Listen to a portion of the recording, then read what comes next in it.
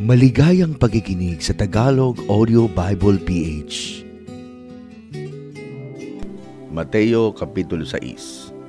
Mag-ingat kayo na huwag magsigawa ng katwiran sa harap ng mga tao upang kanilang makita. Sa ibang paraan ay wala kayong ganti ng inyong Ama na nasa langit. Kaya nga pagka ikaw ay naglilimos, huwag kang tutugtog ng pakakak sa harap mo, na gaya ng ginagawa ng mga mapagpaimbabaw sa mga sinagoga at sa mga daan, upang sila'y mapuri ng mga tao. Katotohanang sinasabi ko sa inyo, tinanggap na nila ang sa kanila'y ganti. Datapwat pagka ikaw ay naglilimos, ay huwag maalaman ng iyong kaliwang kamay ang ginawa ng iyong kanang kamay, upang ang iyong paglilimos ay malihim, at ang iyong Ama na nakakikita sa lihim ay gagantihan ka. At pag kayo ay nagsidalangin ay huwag kayong gaya ng mga mapagpaimbabaw, sapagkat iniibig nila ang magsidalangin ng patayo sa mga sinagoga at sa mga likuang daan, upang sila'y makita ng mga tao. Katotohanang sinasabi ko sa inyo, tinanggap na nila ang sa kanila'y ganti. Datapwat ikaw, pagka ikaw ay mananalangin, pumasok ka sa iyong silid, at kung mailapat mo na ang iyong pinto, ay manalangin ka sa iyong Ama na nasa lihim, at ang iyong Ama na nakakakita sa lihim ay gagantihan ka. At sa panalangin ninyo ay huwag ninyong gamitin ang walang kabuluhang paulit-ulit na gaya ng ginagawa ng mga hintil, sapagkat iniisip nilang dahil sa kanilang maraming kasasalita ay didinggin sila. Huwag nga kayong magsigaya sa kanila, sapagkat talastas ng inyong Ama ang mga bagay na inyong kinakailangan bago ninyo hingin sa Kanya. Magsidalangin nga kayo ng ganito: Ama namin na nasa langit ka, sambahin nawa ang pangalan mo, dumating nawa ang kaharian mo, gawin nawa ang iyong kalooban kung paano sa langit, gayon din naman sa lupa. Ibigay mo sa amin ngayon ang aming kakanin sa araw-araw, at ipatawad mo sa amin ang aming mga utang, gaya naman namin na nagpatawad sa may mga utang sa amin. At huwag mo kaming ihatid sa tukso, kundi iligtas mo kami sa masama. Sapagkat iyo ang kaharian at ang kapangyarihan, at ang kaluwalhatian magpakailanman. Siya nawa. Sapagkat kung ipatawad ninyo sa mga tao ang kanilang mga kasalanan, ay patatawarin naman kayo ng inyong Ama sa kalangitan. Datapwat kung hindi ninyo ipatawad sa mga tao ang kanilang mga kasalanan, ay hindi rin naman kayo patatawarin ng inyong Ama ng inyong mga kasalanan. Bukod dito, pagka kayo'y nag-aayuno, huwag kayong gagaya sa mga mapagpaimbabaw, na may mapapanglaw na mukha, sapagkat kanilang pinasasama ang mga mukha nila, upang makita ng mga tao na sila'y nag-aayuno. Katotohanang sinasabi ko sa inyo, tinanggap na nila ang sa kanila'y ganti.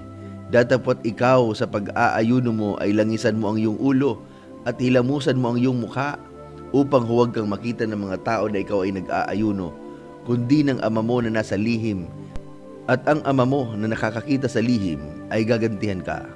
Huwag kayong magtipon ng mga kayamanan sa lupa, na dito'y sumisira ang tanga at ang kalawang, at dito'y naghuhukay at nagsisipagnakaw ang mga magnanakaw, kundi magtipon kayo ng mga kayamanan sa langit, na dooy hindi sumisira kahit ang tanga kahit ang kalawang, at dooy hindi naghuhukay at hindi nagsisipagnakaw ang mga magnanakaw. Sapagkat kung nasaan ang iyong kayamanan, doon naman naroon ang iyong puso. Ang ilawan ng katawan ay ang mata. Kung tapat nga ang iyong mata, ang buong katawan mo'y mapupuspos ng liwanag. Datapwat kung masama ang iyong mata, ang buong katawan mo'y mapupuspos ng kadiliman. Kaya't kung ang ilaw na sumasa iyo ay kadiliman, gaano kaya kalaki ang kadiliman? Sino may hindi makapaglilingkod sa dalawang Panginoon? Sapagkat kapopuotan niya ang isa at iibigin ang ikalawa, o kaya magtatapat siya sa isa at pawawalang halaga ang ikalawa. Hindi kayo makapaglilingkod sa Diyos at sa mga kayamanan. Kaya nga sinasabi ko sa inyo, huwag kayong mabalisa sa inyong pamumuhay, kung ano baga ang inyong kakanin o kung ano ang inyong iinumin, kahit ang sa inyong katawan, kung ano ang inyong daramtin.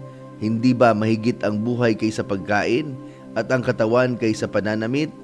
Masdan ninyo ang mga ibon sa langit, na hindi sila naghahasik, ni nagsisigapas, ni nagtitipon man sa mga bangan, at sila'y pinakakain ng inyong Ama sa kalangitan. Hindi ba lalong higit ang halaga ninyo kaysa kanila? At alin sa inyo sa pagkabalisa ay makapagdaragdag ng isang siko sa sukat ng kanyang buhay?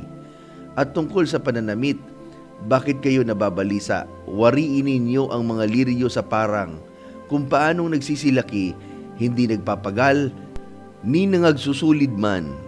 Gayunmay sinasabi ko sa inyo, na kahit si Salomon man sa buong kaluwalhatian niya ay hindi nakapagayak na gaya ng isa sa mga ito. Ngunit kung pinararamtan ng Diyos ng ganito ang damo sa parang, na ngayon ay buhay at sa kinabukas ay iginagatong sa kalan, hindi ba lalong-lalo na kayong pararamtan niya o kayong mga kakonti ang pananampalataya?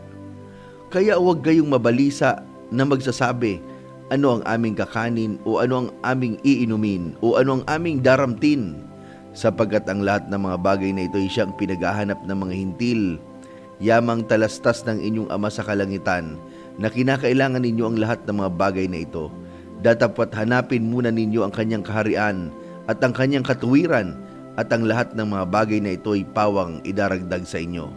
Kaya't huwag ninyong ikabalisa ang sa araw ng bukas, sapagkat ang araw ng bukas ay mababalisa sa kanyang sarili. Sukat na sa kaarawan ang kanyang kasamaan. Mateo Kapitulo 7. Huwag kayong magsihatol upang huwag kayong hatulan, sapagkat sa hatol na inyong ihahatol ay hahatulan kayo, at sa panukat na inyong isusukat ay susukatin kayo. At bakit mo tinitingnan ang puwing na nasa mata ng inyong kapatid, ngunit hindi mo pinapansin ang tahilan na nasa iyong sariling mata?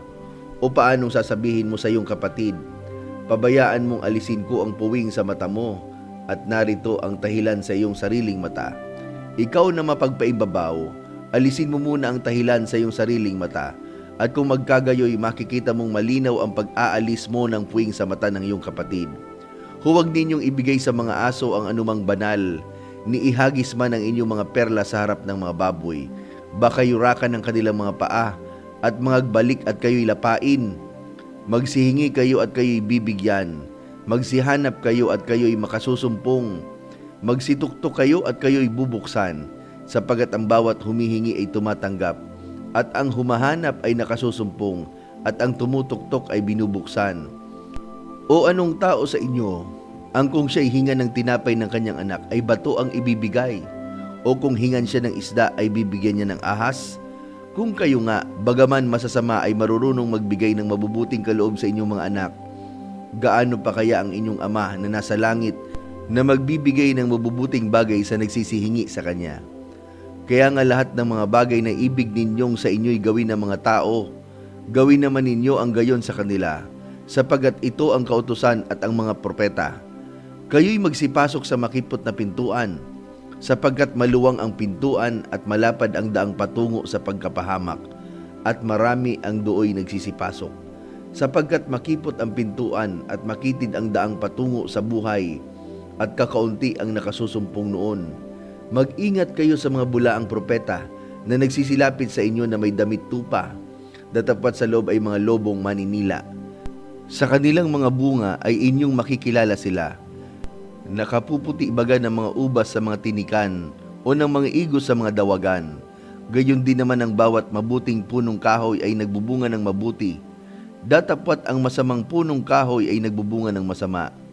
Hindi maaari na mabuting punong kahoy ay magbubunga ng masama, at ang masamang punong kahoy ay magbunga ng mabuti.